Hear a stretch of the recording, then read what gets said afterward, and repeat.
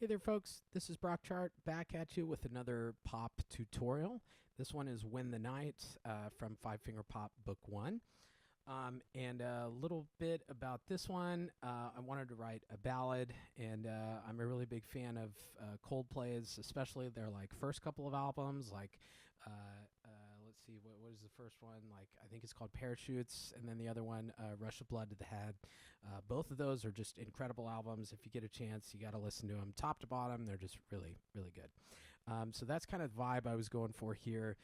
This tune does have a lot of damper pedal, and so it's a great piece for working on your pedaling technique, and we could talk about that a little bit here. Whenever I give this to a student, the first thing we always do is talk about pedal, and especially the left hand on this. So in that second measure, that's where we're doing our movement. And so I'm going to hold this very first measure for 4 beats. And then as soon as I hit this next one, as soon as I hit it, I'm going to start making my way down to that next chord. So with the pedal, I can hold a note, and as long as my foot's down, I can eat a sandwich, and it's still happening. So it allows us to get prepared and to move our hands way before we need to.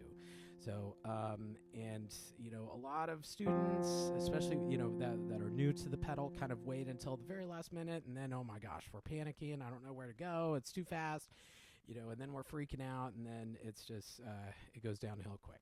So don't be afraid to write in the music. I will always, encourage that with students right after that second left-hand beat. Just write in move. So that'll help you, and we can practice that a little bit here. 2, 3, 4, move. 2, 3, 4, D. 2, 3, 4, move. 2, 3, 4. So that's kind of the motion, and I always think it's nice to kind of talk out loud or to count out loud or almost act like a coach and, talk to yourself while you're practicing. So it seems silly, but I swear it works. So that could be good. For right hand, your right hand 3 is going to be on this A, right above middle C. And we've got quite a few legato markings and slurs, so we're wanting very smooth, very connected. This piece is supposed to be a ballad, very expressive, very emotional.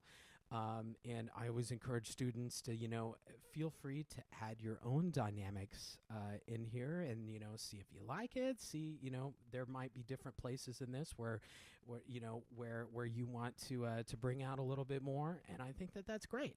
So that's totally cool. I give it 100%. Go for it. So just watch out for the, crescendos, for the diminuendos. In general, if the melody is going higher, it's a good idea to, see if a crescendo would make sense there.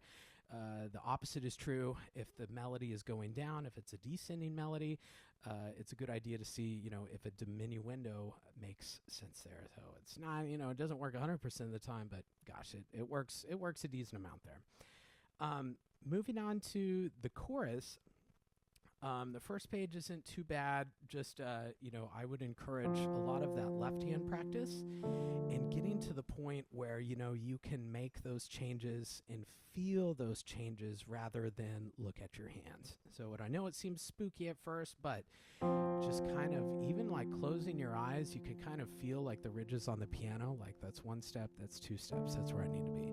That's 1 step, that's 2 steps, and I know that there's a black key here. I can kind of feel it a little bit.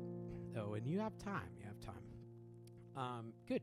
So let's go on to the second page. And this is the chorus of the tune. And it actually starts on the last 2 eighth notes of the first page on that D. So your right hand is a little bit higher. It moves to a 3 on D. And I think I've said earlier on a couple of these videos, just every once in a while, I'll kind of start to hear a little lyrics or, just some words that usually don't make sense when I'm writing some of these. And this is kind of where the name of this one actually comes from. So if I can remember, and I'm going to try to sing. And, yeah, you can go ahead and mute me if you want to. It's a good idea. So, but when the night all seems to fail, and the light all seems to fade,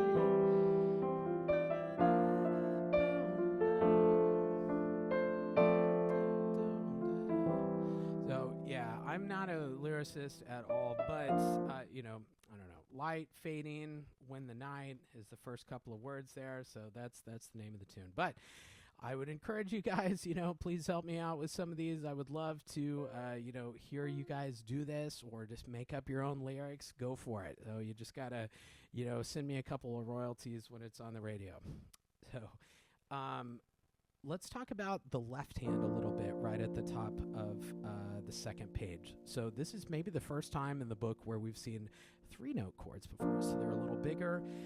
And your left hand is still like on this F here, but we're going to be extending our hand a little bit.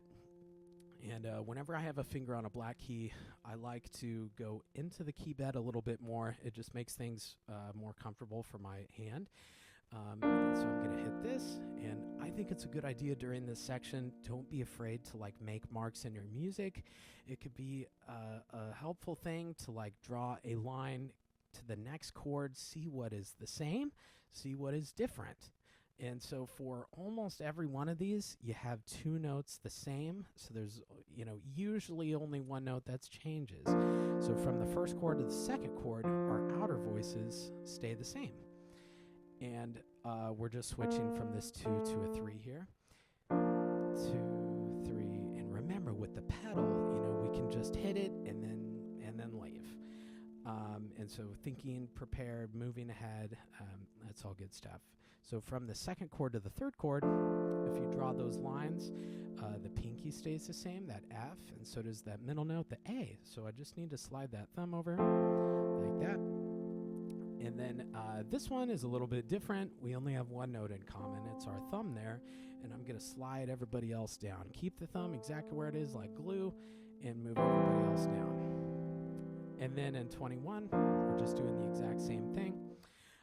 In the right hand, and then I do have to jump down a little bit. This melody is a little jumpy.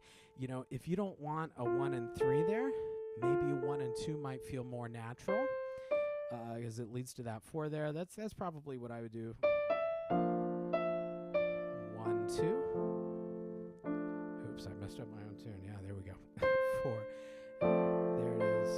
And then I'm going to go to a 3 here, because it's kind of a way of getting to that next hand position, almost like a caterpillar, if something goes out and then the rest of the hand follows. Something goes out and then, the rest of the hand follows. So kind of caterpillaring to a new hand position. And then we get back on that D. So same kind of thing there. Be careful for the fermata, right in measure 24. So fermatas, you kind of hold it as long as you want. But if you're playing with the play-alongs, which I totally encourage you to do, they're a lot of fun, I think that we hold it for 2 full measures. So it's tough to pull off a fermata with a recording, because it's a recording. We can't watch you and see when you are ready to go on.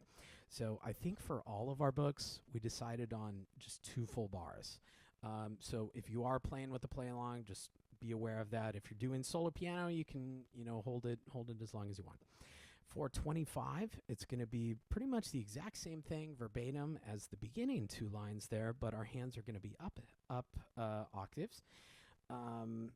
So nothing crazy there. There is a retardando happening right in the last couple of measures. And so, this tune is supposed to be very expressive, very emotional. Feel free to stretch that out.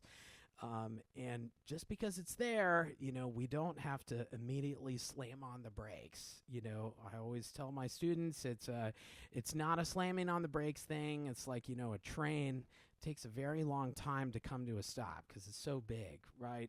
It's like that. It's like a train stop. It gradually goes slower. So let me demonstrate that. This will be in 29.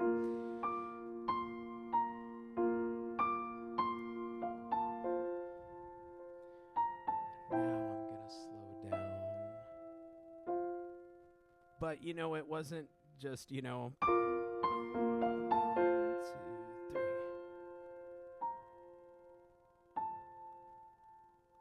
And then by the time I finish, everybody's left because it's too slow. So it's a gradual slow down. Think that train analogy, I think, is a good way to visualize it.